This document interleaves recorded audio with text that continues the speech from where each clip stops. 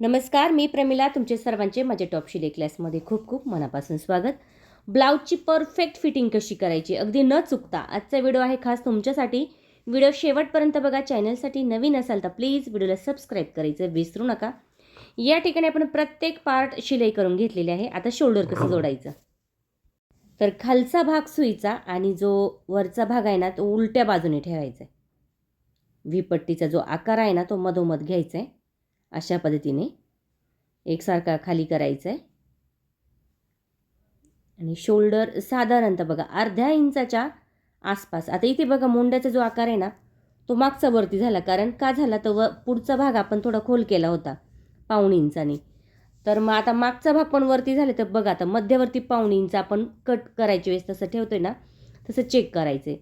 आता इथे मोजून बघूया 5.5 आहे का बरोबर. बरोबर आहे.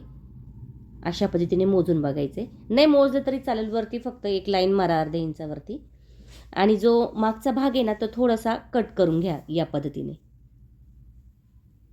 आता बघा फक्त ब्लाऊज शिवायचं म्हणून शिवायचा नसतो, ते सगळ्यात महत्त्वाचं असतं ती फिटिंग असते आणि या छोट्या छोट्या गोष्टी असतात हे लक्षात आल्या पाहिजे. फक्त कटिंग झाली की लगेच आपल्याला पुढील भाग आपण 1.5 इंचावर खोल करतो ना तो जो खोल करतो त्यामुळे काय होतं शोल्डर उतरत नाही आणि मग मागचा भाग आपला थोडा जास्त होऊन जातो तो आपण सारखा करू शकता. आता तुम्ही म्हणाल मोंडाचं जर वाढवलं तर चालणार नाही का, ते पण तुम्ही करू शकता. पण 5.5 वर मोंडा असतो ना तो बरोबर ठेवा आणि अशा पद्धतीने जर आकार दिला ना तर तुमचं शोल्डर उतरणार नाही, मोंडा व्यवस्थित येईल आणि कुठेही फुगा येणार नाही, फिटिंग छान बसेल. आता व्हीची जी पट्टी झाली ती मध्यवर्ती, तर काचपट्टी पण मध्यवर्ती आणायची अशा पद्धतीने आणि खालचा भाग सारखा बघायचा आहे. वरती एकसारखा करून अर्ध्या इंचाच्या अंतरावरती आपण या ठिकाणी शिलाई करून घ्यायची. आता बघा इकडचा भाग आहे ना एकसारखा आला आहे. कोणता? काचपट्टीचा. तोही आपण मोजून घेणार आहोत. आता एक बाजू मी तुम्हाला दाखवली होती खालीवर झालेली आणि दुसरी नाही झालेली. कारण का इथे 1.5 इंचाचा आकार आपण खोल केलाच नव्हता. मग 1.5 इंचाचा आकार आपल्याला खोल करायचा आहे अशा पद्धतीने. म्हणजे तुम्ही शोल्डर जोडल्यावर पण करू शकता. बघा असा इथे 5.5 वर आपल्याला बरोबर मोंडा आला पाहिजे जोडल्यानंतर. बरोबर 5.5 आहे आणि अर्धा इंचावरती आपण हा खोल आकार करून घेतला आहे. जसा मोंड्याचा आकार आपण देतो ना कुठे कटिंगच्या वेळेस तोच आकार आपल्याला शिवण्याच्या वेळेस पण आला पाहिजे. मग आता हा 1.5 इंचाचा जो अंतर आहे ना तो खोल करून घेतला. इथे थोडंसं कट करून घेतलं. आता बरोबर तुमच्या लक्षात येईल.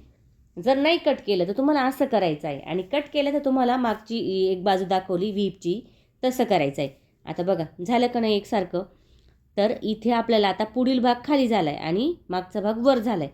मग तो काय करायचा आपल्याला परत थोडासा 1.5 इंचाचा खून करून एवढा आकार आपल्याला कट करायचा आहे. ठीक आहे. असंही तुम्ही करू शकता. म्हणजे काय होतं त्याने शोल्डर उतरत नाही आणि मोंडा एकदम मस्त असा बसला जातो. आता बघा या ठिकाणी आपण शिलाई करून घेऊया. एवढं कट करायचं आहे आणि शिलाई करून घ्यायचं आहे. सगळ्यात सोपी पद्धत आहे फिटिंग करण्याची. पण बाही जोडण्याच्या पूर्वी तुम्हाला ह्या गोष्टी लक्षात घ्यायच्या आहे. बरोबर मध्यवर्ती अशा पद्धतीने ठेवायचं आहे आणि इथे मी टाचन पिन लावून घेते. जर तुम्हाला म्हणजे नसेल लावायची तर फक्त मध्यवर्ती ठेवा. आता लावली की लगेच चेक करायचे. मागचा जो भाग आहे ना काहींचा फुगा येतो बघा. कुठं फुगा येतो तर मागच्या भागाला फुगा येतो आणि मग पाठीचा भाग उचलला जातो. तर मग काय करायचं आहे इथे पुढील भाग आणि मागील भाग सारखा करून घ्यायचा आहे. ठीक आहे. अशा पद्धतीने कट झालेला भाग आता आपण या ठिकाणी व्यवस्थित ठेवूया. आणि आता इथे सगळ्यात महत्त्वाचं म्हणजे आपल्याला बाही जोडायची. तर मग फुगीर जो बाजूचा भाग आहे तो मागचा पकडायचा, खोल म्हणजे पुढील पकडायचा. आता एकदा चेक करायचे बरं का बाही बरोबर आहे की नाही. बाही जर कमी पडत असेल तर काय करायचं आहे अशी जोडायची आणि जास्त होत असेल तर पुढे घ्यायची. आता बरोबर आपण या ठिकाणी कमी कमी अंतरावरती शिलाई घेणार आहोत. साधारणतः 2 इंचाच्या अंतरावरती आणि 2-2 इंच गॅप होईल एवढा शिलाईचा आपला अंतर ठेवायचे. बघा एकसारखी शिलाई नाही करायची, त्याने काय होतं चून येते बाहीला. आणि अशी शिलाई जर घेतली तर तुमची बाही प्लेन बसते. बघा कुठे चूनसुद्धा दिसणार नाही आणि प्लेन अशी ही बाही आपली जोडली जाते. बघा किती सुंदर जोडली गेली आहे. डबल शिलाई या ठिकाणी आपण करणार आहोत.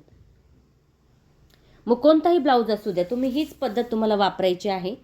जर तुम्ही टॉप शिलाई क्लासवरचे व्हिडिओ बघत असाल तर कटिंग करण्याची जी पद्धत आहे ती एकच आहे प्रत्येक ब्लाऊजसाठी, फक्त मापामध्ये बदल आहे. शिलाई करण्याची पण पद्धत एकच आहे. अशा पद्धतीने तुम्ही फिटिंग करू शकता. आता दुसरी बाजू म्हणजे उजवी, त्याची खोल बाजू पुढील आहे, तर मग खोल बाजू आपण अशा पद्धतीने ठेवायची आणि शिलाई करून घ्यायची आहे. आता बघा सगळ्यात महत्त्वाचं काय, शोल्डर पट्टीची जी बाजू आहे ना, जर तुम्हाला पुढे घ्यायची असेल तर तुम्ही पुढे ठेवायची आणि जर मागे घ्यायची असेल तर दोन्ही बाजू मागे आल्या पाहिजे. नाहीतर कधी कधी काय होतं, एक बाजू पुढे एक बाजू मागे, त्यामुळे शोल्डर पट्टीला पण फुगा येतो आणि प्लेन दिसत नाही. त्यामुळे जर मागं घेत असेल शोल्डर पट्टीची जी शिलाईची बाजू आहे ती मागेच ठेवा, पुढे घेत असेल तर ती पुढेच ठेवा. अशा पद्धतीने बाही आपल्याला जोडून घ्यायची आहे. तर डबल शिलाई इथे पण करायची आहे. आणि त्यानंतर आपल्याला सगळ्यात महत्त्वाचं म्हणजे फिटिंग बघायची आहे. तर फिटिंग करण्याची पण सगळ्यात सोपी पद्धत आहे. तर इथे आपल्याला कमरेचा भाग घ्यायचा आहे मागचा. आता कमर किती आहे त्याचा निम्मा भाग, मग कमर होतं माझं 28, मग मी 14 निम्मा भाग केला बरं का, कुठे पाठीमागे. आता पुढे मी खालच्या बाजूला, लक्षात घ्या, खालच्या बाजूला 7 इंच घेत आहे आणि वरती मी घेत आहे 8.5 इंच, म्हणजे 34 साईज आहे. जर तुमची 8 असेल तर तुम्ही 8वर खून करायची, 9 असेल तर 9वर खून करायची आणि जेवढं कमर आहे ना त्याचा निम्मा भाग मागे घ्यायचा आणि त्याचा परत निम्मा भाग पुढे घ्यायचा. इथे 7, मध्यावरती पण आपल्याला घ्यायचं आहे 8.5 आणि वरती पण आपल्याला घ्यायचं आहे किती, 8.5. अशा पद्धतीने जर तुम्ही खुणा केल्या फिटिंगच्या तर तुमचा ब्लाऊज कधीही चुकणार नाही आणि परफेक्ट फिटिंग तुमची या ठिकाणी तयार होते. आता बघा मी उलट्याच बाजूनी फिटिंग केलेली आहे. आता खूप महत्त्वाचं तुम्हाला दाखवणार आहे मी थोडंसं पुढं गेल्यावरती. आता इथं मध्य केलं मी, कारण खुणा थोड्या मागे पुढे झालं तर मध्य केला. आणि खालची बाजू चेक करायची, शोल्डर पट्टीची जी लाईन आहे ना हिला सरळ करायचं. याची खूण इथं आहे, याची खूण इथं आहे. अशा पद्धतीने खुणांवर आपण शिलाई आणायची. मध्यावरती किती आहे, 6 आणि खाली आहे 5. अशा पद्धतीने या ठिकाणी आपण फिटिंग करायची किंवा अशी लाईन केली तरी चालेल. शिलाई मागे पुढे करत शेजारी शेजारी आपण 3 ते 4 शिलाई या ठिकाणी घेणार आहोत.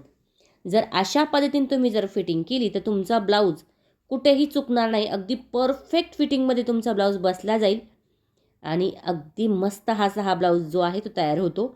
बघा आता उरलेला भाग कसा कट करायचा आहे.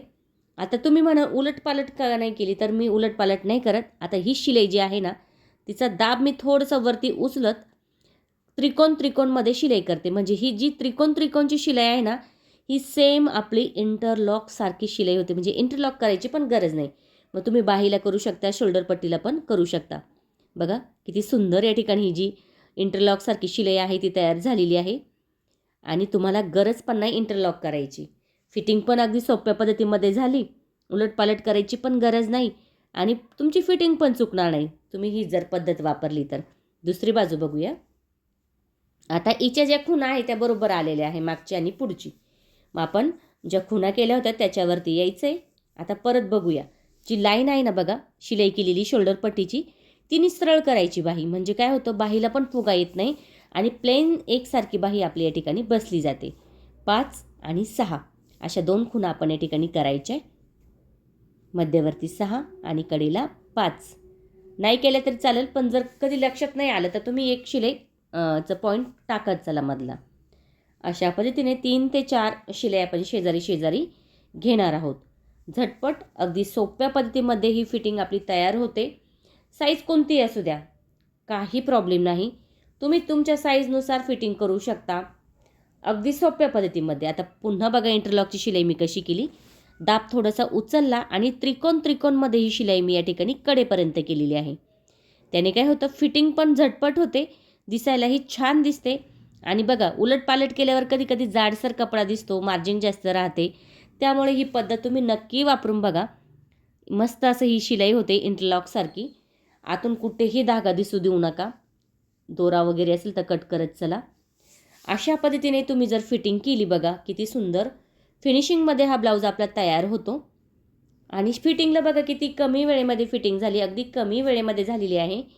नक्की ट्राय करा. कमेंट करून मला नक्की सांगा तुम्हाला व्हिडिओ कसा वाटला. आवडला तर लाईक करा, शेअर करा, सबस्क्राईब करायचं विसरू नका. तुमच्यासाठी मी अशाच नवनवीन छान छान व्हिडिओ घेऊन येण्याचा नक्की प्रयत्न करीन. त्यासाठी बेल आयकॉनलाही क्लिक करा.